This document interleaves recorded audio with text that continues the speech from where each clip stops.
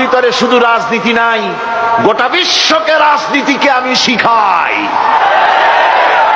অর্থনীতি শিখাই, পৃথিবী চলবে কিভাবে তা আমি দেখাই। এই জন্য এই কোরআনের আসল মুফাসসির তো আমি নই, কোরআনের আসল মুফাসসির তো মাওলানা সিফাতুল্লাহ সাহেব নন, এর মুফাসসির তো মাওলানা আবুল কালাম আজাদ সাহেব নন, এর আসল মুফাসসির তো মাওলানা কামাল উদ্দিন জাফরি সাহেব নন। এর আসল মুফাসসির কে? কোরআনের আসল মুফাসসির, জেনুইন অথেন্টিক ইন্টারপ্রেটার, আল্লাহর পক্ষ থেকে নিয়োগ প্রাপ্ত মূল মুফাসসির যিনি, মূল তরজমানুল কোরআন, কোরআনের ভাষ্যকার যিনি, তিনি হচ্ছেন সর্বকালের সর্বযুগের সর্বশ্রেষ্ঠ মহামানব বিশ্বনবী জনাবে মুহাম্মদ রাসূলুল্লাহ সাল্লাল্লাহু আলাইহি ওয়াসাল্লাম।